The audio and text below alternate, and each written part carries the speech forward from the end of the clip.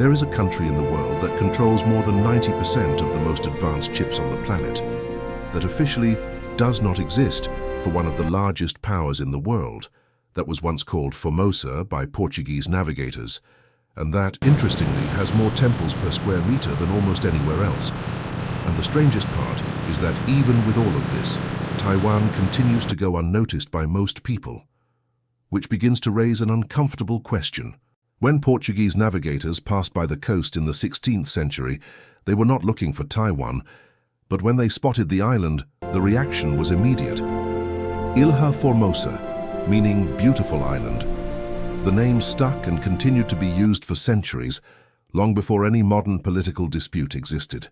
And the curious thing is that this external, almost accidental perspective ended up defining how the world saw Taiwan for a long time. But that completely changes when you understand what came next. Taiwan has one of the most confusing political statuses in the world. Officially, its name is the Republic of China, while mainland China claims that the island is just a rebellious province. In practice, this creates a unique situation where Taiwan functions as an independent country, with its own government, currency, and military, but is recognized as a nation by very few countries. And this ambiguity is not just diplomatic. It affects everything, including something you probably never imagined. This political ambiguity becomes even more evident in the Olympic Games, where Taiwan cannot compete under its own name or with its national flag. Instead, it participates as Chinese Taipei, using a flag and an anthem created exclusively for this situation. It is a unique diplomatic solution in the world, where everyone pretends to agree in order to avoid direct conflict. And the most curious thing is that this symbolic adaptation reveals something much bigger about Taiwan's place on the global stage. For decades, Taiwan occupied a position that today seems impossible. It represented all of China at the UN and even held a permanent seat on the Security Council. This only changed in 1971, when the People's Republic of China took that position, leaving Taiwan out of the international system. In practice, this means that for a period, Taiwan was recognized Look at all these as people, the buddy. legitimate It's a busy government day. of all of China. And this historical Yes, good reversal boy. We're almost helps there. explain why the current situation is so delicate and so unstable. Later on, I will show you why Taiwan can literally stop the global economy if something goes wrong there. And it is not an exaggeration. There is a single company on the island that sustains much of the technology you use every day, from cell phones to military systems. But before getting to that, there are details of Taiwanese daily life that seem small, but help explain how this country works in a completely different way. In Taiwan, the number 4 carries a weight that goes far beyond superstition. This is because, in Mandarin, the pronunciation of the number sounds almost identical to the word death, which causes many buildings to simply skip the 4th floor, hospitals to avoid rooms with that number, and even hotels to charge more for floors free of it. For those coming from outside, it may seem like an exaggeration, but in daily life, this invisible rule influences real decisions and reveals how culture and language shape behavior. One of the most common and strange for outsiders scenes is seeing people walking their dogs in baby strollers. In Taiwan, pets are not just animals, but are treated almost like children, with clothes, specific care, and even comfortable transportation through the streets. For an unsuspecting tourist, this may seem excessive, but in practice, it shows a deep cultural shift that says a lot about how local society views affection and family. In many countries, putting ice in beer would be almost a cultural offense, but in Taiwan, it is perfectly normal. On hot and humid days, the goal is not to preserve the purity of the drink, but to make it more refreshing as quickly as possible. The curious thing is that this practical adaptation often shocks foreigners who arrive with different expectations. And it is exactly in this type of detail that you begin to realize that local rules do not always follow the logic you expect. There is a smell in Taiwan that you notice even before you understand where it comes from, and it usually leads you to what is called stinky tofu. This tofu, fermented for weeks or even months, has such a strong odor that it can be detected blocks away, driving many tourists away on their first experience. But for locals, it is a beloved dish full of tradition, And this difference in perception shows how strange can be just a matter of habit and cultural reference. When most cities begin to slow down, Taiwan does the opposite. Night markets come alive and transform entire streets into a continuous flow of food, games, clothing, and social interactions that can last until dawn. It is not just about buying or eating. It is a space where everyday life happens in a more intense and spontaneous way. For visitors, it looks like organized chaos, but there is a logic there that only begins to make sense when you observe more closely. Taipei has something that few places in the world can replicate: an impressive density of temples spread throughout the city.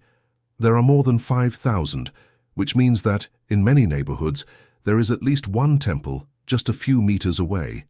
They are not isolated as tourist attractions. They are part of the routine among buildings, shops, and busy streets. And it is precisely this constant presence that reveals something important about Taiwan: a spiritual layer that coexists, without conflict, with the most advanced technology on the planet. In Taipei, there is a restaurant that seems like a joke, but is always full. In it, the tables are toilets, the dishes imitate feces, and the entire menu revolves around scatological humor. For many tourists, the initial reaction is strangeness or even rejection. But the waiting line shows that the concept works, and this type of experience reveals something curious about Taiwan: a cultural freedom to play with the absurd. That says more about the local mindset than it seems. If you stop for a few minutes on a busy street in Taiwan, you will notice a pattern that is hard to ignore: scooters everywhere. With around 14 million motorcycles for a population of 23 million people, the country has one of the highest densities of motorcycles in the world. They are not just a means of transportation, they are part of daily life, urban logistics, and the way cities function. And this intense mobility reveals a silent efficiency that connects everything. There is a company in Taiwan that most people have never heard of, but that, in practice, sustains a large part of global technology. TSMC is responsible for manufacturing more than 90% of the most advanced semiconductors on the planet, the same ones that are inside iPhones, modern cars, consoles, and artificial intelligence servers. Without it, much of the world simply stops. And the most curious thing is that this enormous power is concentrated in a place that almost no one observes closely. Now imagine a simple scenario. If Taiwan stopped tomorrow, whether due to conflict, crisis, or any interruption, the production of these chips would disappear almost instantly. Economists estimate that this would cause a global recession of trillions of dollars, potentially greater than the 2008 crisis. It is not just about technology. It is about entire production chains collapsing, and this is where that detail from the beginning starts to make much more sense than it seemed. Taiwan is part of a group known as the Four Asian Tigers, along with South Korea, Hong Kong, and Singapore, economies that rose from relatively low levels to become technological powers in just a few decades. The curious thing is that among them, Taiwan has always been the most discreet, growing without attracting as much international attention. And perhaps it is exactly this discretion that explains how the country managed to build something so strategic without entering the radar of most people. Now that you understand Taiwan's silent power, there is a detail of everyday life that seems simple, but reveals a level of organization that almost no country has managed to replicate. It is something so common for those who live there that it goes unnoticed, but for those who see it from the outside, it seems almost unreal. And it involves something that everyone deals with every day: trash. Except that in Taiwan, even this works in a completely different way. In Taiwan, the garbage truck does not pass in silence. It announces its arrival by playing classical music like Furelise by Beethoven. When the melody starts, residents leave their homes with their bags, creating a system where there is practically no trash accumulated on the streets. The result is a recycling rate close to 55%, one of the highest in the world. It seems simple, but it involves collective discipline and reveals a cultural pattern that goes far beyond cleanliness. In 2019, Taiwan became the first country in Asia to legalize same-sex marriage, a decision that surprised many people, especially considering the cultural context of the region. While neighboring countries still maintain more conservative positions, Taiwan followed a different one. showing a level of social openness that does not always appear in the headlines. And this choice reveals something important about the country: a capacity to evolve without completely breaking with its traditions. Long before becoming what it is today, Taiwan already carried a little-known milestone. The Republic of China, founded in 1912, was the first attempt at republican democracy in all of Asia.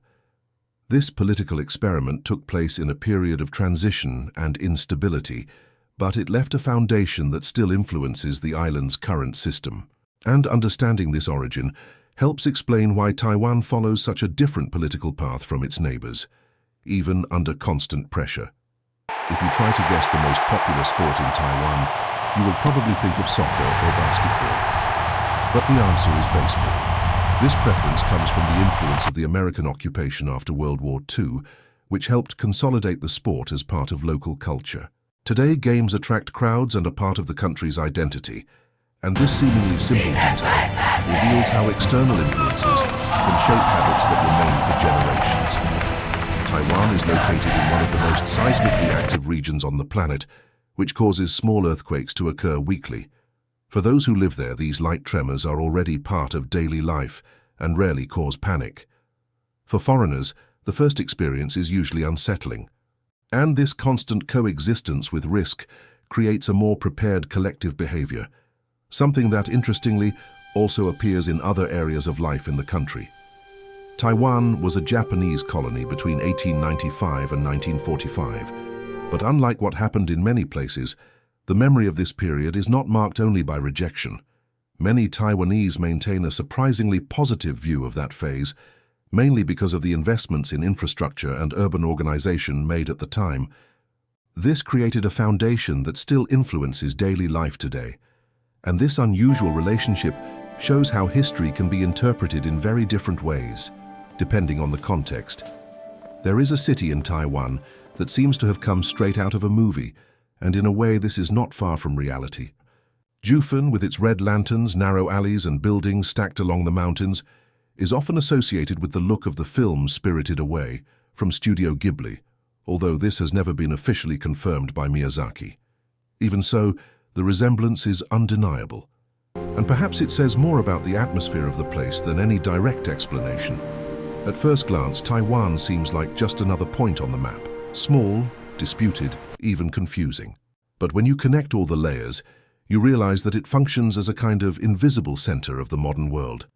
A place where spirituality, collective discipline, and extreme technology coexist without apparent conflict. And perhaps the most interesting thing is not what Taiwan is, but what it reveals about how the world really works. The most important things are not always the most visible. The next time you travel, or even consume news, try to observe this. What are the invisible rules that are organizing everything, without anyone explaining? If this type of content makes you see the world in a different way, subscribe to the channel and tell me in the comments. Which country do you think also hides layers that no one talks about?